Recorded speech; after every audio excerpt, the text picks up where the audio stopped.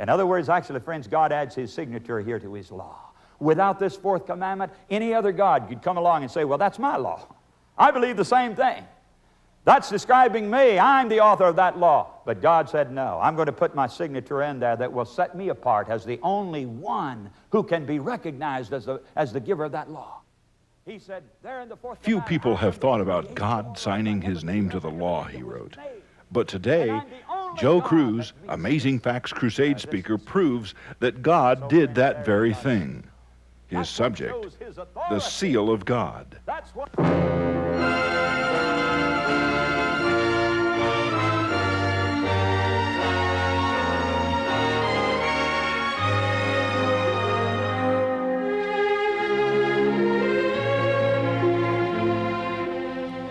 Now we are going to add a 10th point to our long list of identifying marks concerning the little horn and the beast of Revelation 13. I want us to come down to the number of the beast. Now, some of you, of course, have heard and read about the 666, haven't you? You know all about the 666. In fact, Revelation 13:18. Listen to this statement now. In fact, this is so very fascinating for us. It says, here is wisdom. Let him that hath understanding count the number of the beast. For it is the number of a man, and his number is 600, threescore and six. 600, threescore and six. You've heard that, haven't you? 666. All right. Where does that number fit in here with this power we've just talked about? This says that it's a number of the beast. But it goes right on to say it is a number of a man. And the verse before this says it is the number of his name. All right, that's verse 17. Verse 17 says it's a number of his name. Verse 18 says it's a number of the beast, and it's a number of a man. So when we put these three things together, what do we get? We get this, that it's the number of the name of the man that is ahead of the beast's power. See, because it's ahead of the beast, it's the number of a man and it's the number of a name. So that means it has to be the number of the name of the man who is the head of the beast's power. Well, of course, the Pope is the head of that power. Well, you say, does he have a name then? And does that name have a number? Because we'd have to find that out and get that answer in order to know whether this text has been fulfilled or not in this prophecy. Yes, friends, he does have a name, and it's an official name, really. It's in Latin. In fact, that's the language of the church, you know very well. And the name that has been given is Vicarius Filii Dei. And that means vicar of the Son of God. Vicar of the Son of God. Now, friends, there was an ancient method of getting the number of a name, and that was to get the numerical value of every letter in that name and then adding it up in order to get the sum, which would be the number of the name. And as our audience here can see on the screen, the number of that name is Vicarius Filii Dei. And here's what we're going to do. We're going to get the number of that name. Each letter has a numerical value according to Roman numerals. You folk understand that very well. And so Vicarius is spelled V-I-C-A-R-I-U-S. Filii, F-I-L-I-I. Dei, D-E-I. Now let's get the number of the name. Let's add up the numerical value of all those letters. In the Roman numerals, V is what? That's 5, isn't it? So V is 5, I is 1, C is 100, A and R have no value. Some letters don't have any value in the Roman numerals. And then I is 1, and then the U and the V are all the same thing in Roman numerals, so that would be 5 again. S has no value. Filii, F-I-L-I-I, F has no value. I is 1, L is 50, I is 1, I is 1, and then D-I, D-E-I, D is 500, E has no value, I is 1. Now when we add all of that together, friends, we get 666. And that's a number of his name. Now, it's very interesting. At one time, that actual Latin title appeared on the mitre of the Pope's crown. It is no longer there, but every time a new Pope is coronated, those words are spoken. Vicarius Filii Dei, which means vicar or representative of the Son of God on earth. And so the official name then, we found the number of it, 666. You might say, well, Brother Joe, you know, maybe your name or my name might accidentally come out to be that if we added up the numerical value of the letters. Yes, that is altogether possible, friends, and that's why I only add this as a 10th point of identity down here at the end of our other 9 points. You see, if we only had that 1 point, we wouldn't even use it. It might be indeed a coincidence. But it's almost as though we had everything else about this power, and now we get the final crowning climax of evidence. It's almost like you're looking for a house on a certain street. You know the name of the street.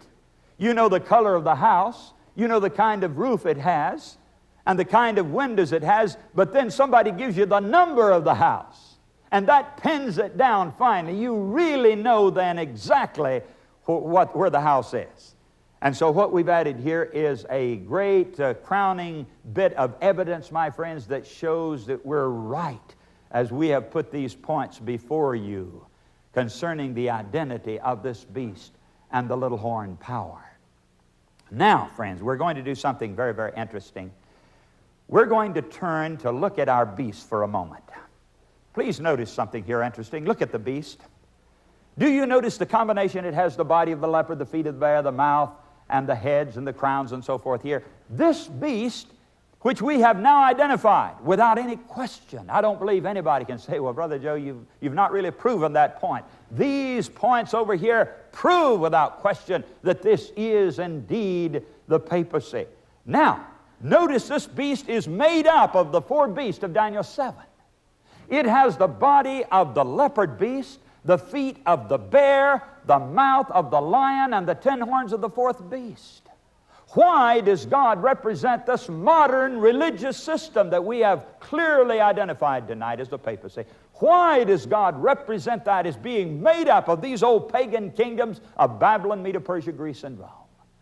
I'll tell you why, friends, because when it was formed, it drew much of its doctrine and philosophy and teaching out of paganism. And we've given some examples of that already in the past messages.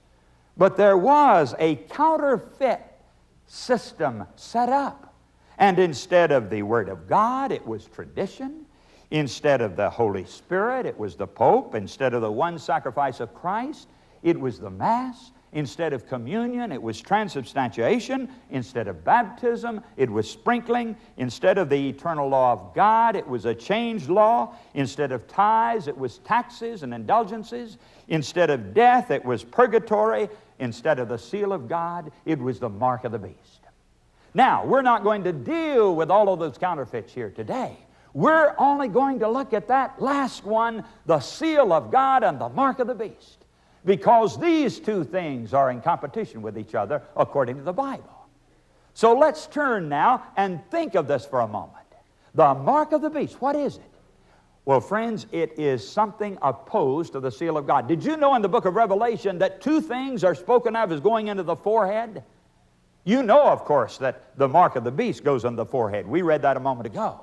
In Revelation 14, 9, and 10, in fact, maybe we'll just drop back there quickly to point this out once more, the text that we opened with today.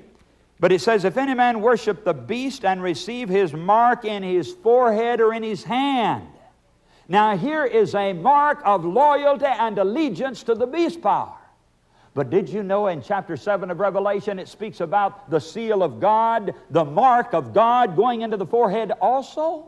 Many people don't understand this. Go back with me now to chapter 7 of Revelation and look at verses 2 and 3. And I saw another angel ascending from the east, having the seal of the living God. And he cried with a loud voice to the 4 angels to whom it was given to hurt the earth and the sea, saying, hurt not the earth, neither the sea nor the trees, till we have sealed the servants of God in their foreheads. Now there it is. God has a mark that He puts in the forehead. The beast power has a mark that he puts in the forehead. One of them, a mark of loyalty to God. The other one, a mark of loyalty to the beast power. And these two things are competing with each other. They're in the same arena. They're diametrically opposed to each other. Now, what are they, friends? First of all, let's find out what the seal of God is, and then that will help us understand what the mark of the beast is, because they're connected. They're related to each other. What about a seal? What is a seal? Many of you folk know, of course, that it has to do with legal matters. It's something that gives authority to something, isn't it? It shows authority. All legal documents have to have that seal. In fact, all the laws that are passed by this government have the official seal of the United States placed upon it to show that this is authoritative, this is legal. And a seal always has three things, all right? It has the name of the authority, the title of the authority, and the territory of the authority. For example, the President of the United States, he has his own seal. And it is Ronald Reagan, President, United States of America. And if you've seen that in some of the news cast and the news interviews, there it was in the background, the great seal of the President of the United States of America. And even a little notary public has the same thing. He's got to have those three required characteristics in his seal: the name, the office or title, and the territory. So remember that the seal has to do with legal matters, and it shows authority, and it has these three required things in it: the name, the office, and the territory. Now, friends, let me ask you this question. Does God's great seal have to do with His great legal document? In other words, now all legal documents have to be sealed. And so I'm asking, does God's great legal document, His law, is it related to the seal of God? Come back with me now to Isaiah chapter 8, and I'm reading verse 16. Listen to this. Bind up the testimony, seal the law among my disciples. Now here God's seal is connected with His law. Well, of course, we just found out that seals have to do with legal matters, legal documents. And here's God's legal document, and it says, seal the law among my disciples. Now, friends, listen. Under the new covenant, where does God place His law? You remember over here now in the book of Hebrews in the New Testament? Where does God put His law? Listen to this. Listen to this. For this is the covenant that I'll make with the house of Israel after those days, saith the Lord. Verse 10 of Hebrews 8. I will put my laws into their mind and write them in their hearts. See, friends, God's law is put right here in the mind. You see, you keep the law with your mind and your decision and your choice. And you keep it with your hand also, don't you? You keep it physically and you obey it spiritually. This is the way you do it. God says, I'm going to put my law into their minds, or into the forehead here. Now, please drop back to Exodus 13 for a very, very interesting statement here in verse 9. Exodus 13, verse 9. And it shall be for a sign unto thee. It shall be for what? A what?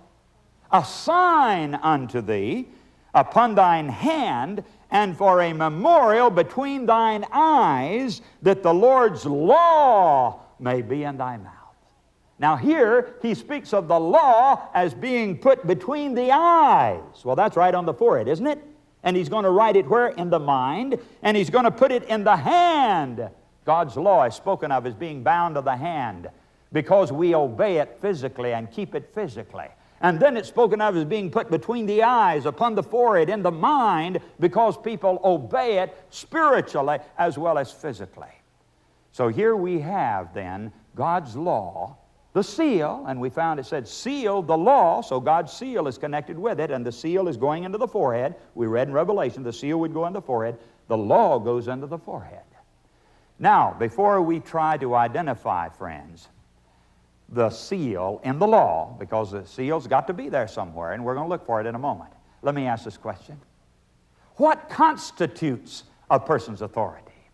For example, now let's think of the President of the United States. What position does he hold by virtue of which he claims authority? He has an office, doesn't he? He holds a position. And by virtue of that position, he claims certain powers and certain authority. And that position is what? The President of the United States of America. And by virtue of that, he claims the authority that is vested in him. All right, now we need to understand that very, very closely. Now, if God has a seal, what is his position? What is his office, if you please, by virtue of which he claims authority over the earth?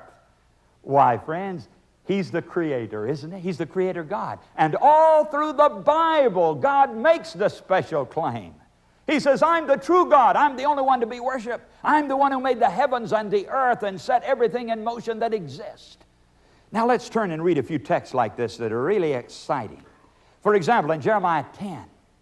Jeremiah chapter 10, and I'm reading there verse 10 and then verse 11. But the Lord is the true God. He is the living God and everlasting King. At his wrath the earth shall tremble, and the nations shall not be able to abide his indignations. Thus shall ye say unto them, the gods that have not made the heavens and the earth, even they shall perish from the earth and from under these heavens. He hath made the earth by his power. He hath established the world by his wisdom, and has stretched out the heavens by his discretion. Now he compares himself or contrasts himself with the other gods. He said, the gods that have not made the heavens and the earth, they're nothing. They're idols. But I'm the creator God. I'm the one to be worshiped. And this distinguishes me and sets me apart as the only one to be worshiped. Come back into the book of Isaiah now, chapter 40.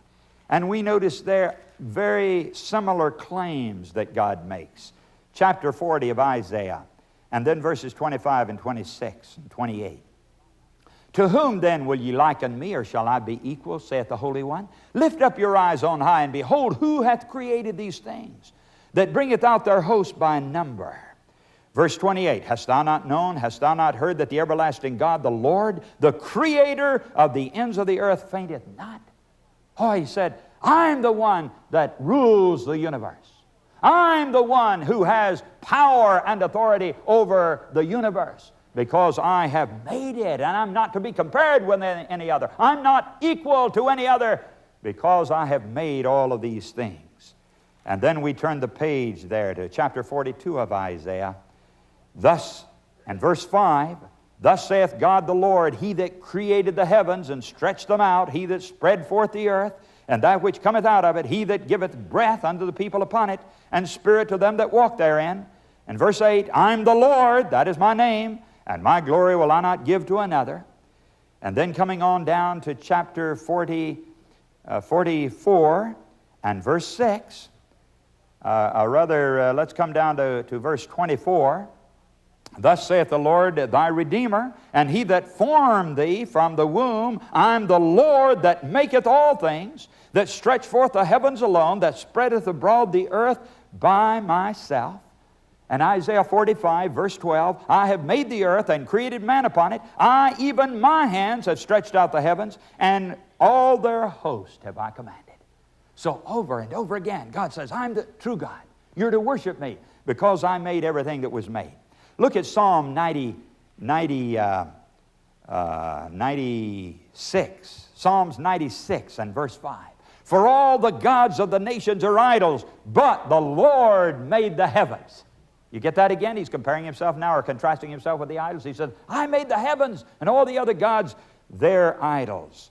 And then one more text here. Come to Revelation 4 and verse 11. Revelation 4:11, Thou art worthy, O Lord, to receive glory and honor and power, for thou hast created all things. Now listen, what makes God worthy of honor, my friends, to be worshiped and to be acknowledged and recognized? He's the creator God. He made us. He gave life to everything. Not any other God has been able to do that. And so God boasts of that. These are his divine credentials. He said, I've done this. The other gods cannot do this at all. I'm the one to be worshiped. Now, friends, listen. After he made the heavens and the earth, what sign did he give the world as evidence that he was the creator alone? What did He set up as a memorial or a divine reminder of His power as the creator of the heavens and the earth? Well, you know that in Genesis 2 and verses 1, 2, and 3. Listen. Thus the heavens and the earth were finished, and all the host of them. And on the seventh day God ended His work which He had made, and He rested on the seventh day from all His work which He had made. And God blessed the seventh day and sanctified it, because that in it He had rested from all His work which God created and made. Listen, He gave the Sabbath as a great sign of His creative power. He said every time the seventh day comes around in every city and village and hamlet in the world, as the seventh-day Sabbath travels around the world and comes to every town and every city, it will remind the world, He said, that I'm the Creator God. I'm giving you the Sabbath so that you will always remember. Remember, I'm the one to be worshiped. I'm the one who made everything and everybody. And the Sabbath will be my sign. And when you keep the Sabbath, you will know that I'm the only God to be recognized and to be worshiped. What a tremendous thing, friends. Now, with this little background, folks, let me ask the question, where do we find God's seal in His law? Now remember, it has to be connected with His law. We read a moment ago in Isaiah, seal the law among my disciples. So the seal is connected with the law, and it has to be something that is His signature. It gives credentials to Him. It gives authority to Him. Come with me now to the Ten Commandments as they're written in Exodus 20. Exodus chapter 20, and we're going to read here now beginning in verse 3. This is the first commandment of the 10. And here's what it says, thou shalt have no other gods before me. Now what are we looking for, friends? What are the three things in a seal that makes it authentic? The name, the office, and the territory. Three things, and that's a requirement for a true seal. Now, we don't find His name or His office or His territory in the first commandment. So let's go to the next one. Thou shalt not make unto thee any graven image or any likeness of anything that's in heaven above or in the earth beneath or in the water under the earth. Thou shalt not bow down thyself to them nor serve them, for I, the Lord thy God, am a jealous God. Now here you have His name, but you don't have His office or His territory. So we move on to the third commandment. Thou shalt not take the name of the Lord thy God in vain, for the Lord will not hold him guiltless that taketh His name in vain. Now here we have His name given to us again, but not His title or His territory. So we move to the next commandment, verse 8. Remember the Sabbath day to keep it holy. 6 days shalt thou labor and do all thy work, but the seventh day is the Sabbath of the Lord thy God. In it thou shalt not do any work, thou nor thy son, nor thy daughter, thy manservant, nor thy maidservant, nor thy cattle, nor thy stranger that is within thy gates. For in 6 days the Lord made heaven and earth, the sea, and all that in them is. Friends, here it is. Right in the very heart of God's great moral law, He puts the three things that constitute a seal. His name is here. His title or office is here. The Maker, the Creator, and His territory is here. The heavens, the earth, the sea, and all that in them is. In other words, actually, friends, God adds His signature here to His law. Without this fourth commandment, any other God could come along and say, well, that's my law. I believe the same thing. That's describing me. I'm the author of that law. But God said, no, I'm going to put my signature in there that will set me apart as the only one who can be recognized as the giver of that law. He said, there in the fourth commandment, I am the creator of the heavens and the earth and everything that was made. And I'm the only God that meets this description. And so, friends, there is God's seal. That's what shows His authority. That's what puts Him in a position, my friends, of power and of authority and of recognition by all mankind. He is the true God. And so the seal of God then, friends, is the Sabbath. The Sabbath. The only commandment that has it. Seal the law among my disciples. Now you may say, well, Brother Joe, is there any other text in the Bible that would indicate that the Sabbath is God's seal? Yes, turn with me now to the book of Ezekiel. Ezekiel chapter 20. Ezekiel chapter 20, and I'm reading verse 12. Moreover also I gave them my Sabbaths, to be a sign between me and them, that they might know that I'm the Lord that sanctified them. Now, here's something interesting. God calls the Sabbath here His sign. Well, you say, Brother Joe, that's not seal. That's not the same as a seal. But, folks, it really is. You see, these words sign and seal are used interchangeably in the Bible. Did you know that? Come with me to Romans 4 now, verse 11, and let's read the text that proves this. Romans 4, verse 11. And he received the sign of circumcision, a seal of the righteousness of the faith which he had.